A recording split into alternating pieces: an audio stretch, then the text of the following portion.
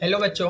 मुझे ऑनलाइन और ऑफलाइन बहुत क्वेरीज आई थी, इवन सोशल मीडिया प्लेटफॉर्म में बहुत क्वेरीज आ रही है। सर हमें 12th क्लास की ऑर्गेनिक केमिस्ट्री समझ नहीं आ रही है, तो हमें क्लास 11 की केमिस्ट्री से क्या टॉपिक पढ़ लेने चाहिए। तो सबसे पहले एक बात समझो, ऑर्गेनिक केमिस्ट्री कोई रट्टा नहीं है। ये एक स्टोरी है एटम्स की, बॉन्डिंग की और रिएक्शंस की। देखो, अगर कहानी समझ आ जाएगी तो रट्टे की ज़रूरत ही नहीं पड़ती। क्लास 12th की ऑर्गेनिक बिल्डिंग है, अगर बिल्डिंग स्ट्रॉन्ग चाहिए तो फाउंडेशन पक्की होनी चाहिए ना। सो अगर ऑर्गेनिक समझनी है तो पहले क्लास 11 के टॉपिक रिवाइज करो आप। जैसे एग्जांपल, अगर मैं आपको क्लास 11 की फिजिक्स के रोलिंग मोशन के क्वेश्चन दूं तो ओमेगा निकाल लोगे आप फॉर्मूला लगा लगा कर, बट जहां कॉन्सेप्चुअल क्वेश्चन आ जाएगा वहां अगर आपने मतलब पढ़ा ही नहीं तो आप कैसे सॉल्व करोगे। जैसे काइनेमेटिक्स नहीं पढ़ा आपने, वर्क एनर्जी नहीं पढ़ा, वेक्टर्स नहीं पढ़ा, तो वहीं अटक जाओगे। बच्चे क्या करते हैं, 12th की ऑर्गेनिक रिएक्शंस को रटना स्टार्ट कर देते हैं बिना मैकेनिज्म समझे। एज लाइक जैसे कोई बिना फील के या टेस्ट के कोई खाना खा रहा हो, ठीक है। तो रटो मत, जब रटोगे तो फिर समझ कैसे आएगा। आपको पता ही नहीं कि दो प्रोडक्ट क्यों बन रहे हैं, आपको कंपाउंड के नाम नहीं पता, आइसोमेरिज्म आपने पढ़ा नहीं, तो कैसे काम चलेगा। आपको जैसे ये कंपाउंड है एसिटोफिनॉन, आपको इसका आईयूपीएसी नहीं पता, आपको इसकी प्रॉपर्टीज ही नहीं पता है। जैसे बेंजीन के साथ क्लोरीन है, आपको समझ में ही नहीं आ रहा है कि यहाँ इलेक्ट्रोफिलिक सब्स्टिट्यूशन क्यों हो रहा है, आपको बेसिक चीज ही नहीं पता है, तो कैसे काम चलेगा बताओ। अगर आपसे कोई कहता है कि रोटेशन मैकेनिज्म के लिए 1 महीना पढ़ाई करनी है तो आप कर लेते हो, जबकि वो 7 से 8 मार्क्स तक का आएगा एग्जाम में, मतलब अराउंड 7 to 8%, और आप 25% ऑर्गेनिक को आप सोचते हो कि 2 महीने में निपटा दोगे रट रट के। आप बेसिक मैथमेटिक्स नहीं पढ़ रखी है तो आप एडवांस मैथमेटिक्स कैसे पढ़ लोगे, ये बताओ ना मुझे। 12th में आप सबने एल्काइल हैलाइड तो पढ़ ही लिया होगा। अगर इस रिएक्शन को मैं दूं तो देखो आप इसके प्रोडक्ट बता दोगे, बट अगर इसी रिएक्शन को मैं कुछ इस तरह से दे दूं तो आपको पता ही नहीं कि प्रोडक्ट में क्लोरीन लगाना है कि ब्रोमीन लगाना है, आपको मैकेनिज्म ही नहीं पता है कि इलेक्ट्रोफिलिक सब्स्टिट्यूशन क्यों हो रहा है। FeBr3 लुईस एसिड की तरह काम कर रहा है, चाहे FeCl3 हो या FeBr3, ये तो इलेक्ट्रोफाइल बना के चले जाएंगे। Cl2 से ही इलेक्ट्रोफाइल बनने का काम होगा। जैसे आपने मैथ्स का इंटीग्रेशन चैप्टर उठाया तो आप सीधा 4th या 5th एक्सरसाइज थोड़ी ना सॉल्व करने बैठ जाओगे, पहले फर्स्ट एक्सरसाइज के क्वेश्चंस याद करोगे, उसके फॉर्मूला लर्न करना सीखोगे, तभी तो काम चलेगा ना। ऐसे थोड़ी ना होगा। आपको आइसोमेरिज्म नहीं पढ़ा है आपने, आपको पता ही नहीं कि कितने प्रोडक्ट बनने हैं। जैसे यहाँ देखो, ये इनॉल फॉर्म है, टोटोमेरिज्म करके कीटोन बन जाएगा, जिसको पता ही नहीं है वो एक प्रोडक्ट पर टिक लगा कर आ जाएगा। हो सकता है आप रट के चाहे चले जाओ और आपके अच्छे नंबर आ जाए।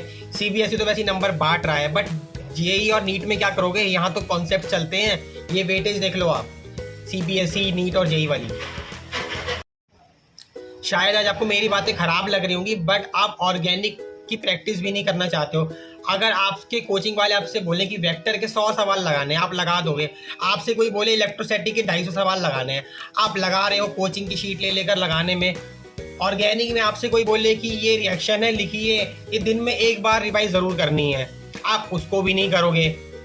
एल्डिहाइड कीटोन इतनी इंपॉर्टेंट चैप्टर है, CBSE में 7 से 8 मार्क्स तक के क्वेश्चन आते हैं उससे।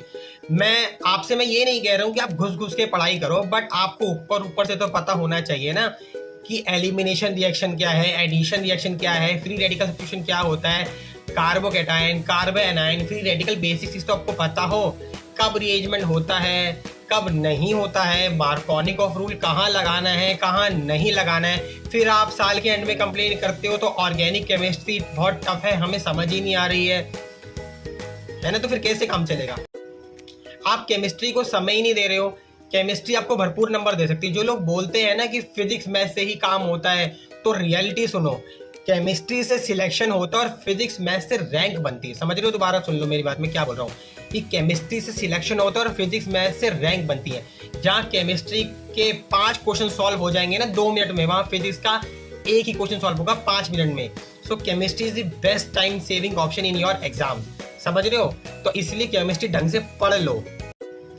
SN1 SN2 रिएक्शन आपने क्लास 11 में पढ़ा होगा, बट ये क्लास 12 में भी थोड़ा पोर्शन है। आपने एल्काइल हैलाइड चैप्टर में देखा होगा, CBSE में इससे क्वेश्चन आते हैं, तो बच्चे रटाकर कर लेते हैं, बट मैं आपको बता दूं कि कंपटीशन में वहीं से सवाल पूछ रहे हैं, ठीक है ना। आपने हीट ऑफ हाइड्रोजनेशन ही नहीं पढ़ा है। आपसे कोई पूछ ले कि हीट ऑफ हाइड्रोजनेशन किस कंपाउंड की ज़्यादा है, आपको पता ही नहीं है। आप लास्ट अक्टूबर नवंबर में रियलाइज़ होगा कि इससे अच्छा तो पहले ही बता दिया होता। तो इसलिए आपको पहले ही बता दिया कि क्लास 11 की केमिस्ट्री रिवाइज कर लो और उतना ही टाइम ऑर्गेनिक केमिस्ट्री को दो जितना आप फिजिक्स को दे रहे हो। नहीं तो फिर एंड में बोलोगे ऑर्गेनिक समझ नहीं आ रही है। फिजिक्स में मोस्टली हर चैप्टर की अलग स्टार्टिंग होती है। जैसे मैग्नेटिज्म है, उससे उसकी अलग स्टार्टिंग है। थोड़ी बहुत मैथ्स आती है तो काम चल जाता है। जैसे इलेक्ट्रोस्टैटिक से क्वेश्चन आया, इलेक्ट्रोस्टैटिक आया, उसमें इलेक्ट्रिसिटी का कम रिलेशन है। मैं बुक बता देता हूँ ऑर्गेनिक केमिस्ट्री की, जैसे ओपी टंडन से पढ़ लो, या तो एमएस चौहान से पढ़ लो, या बेसिक प्रदीप से पढ़ लो। नहीं तो बेस्ट ये है कि एनसीईआरटी उठाओ, अपने नोट्स बनाओ। ठीक है, अपने नोट्स सबसे बेस्ट है। आप किसी कोचिंग वाले को मत देखो कि ये पढ़ा देगा वो पढ़ा देगा, आप अपने नोट्स पे बिलीव करो।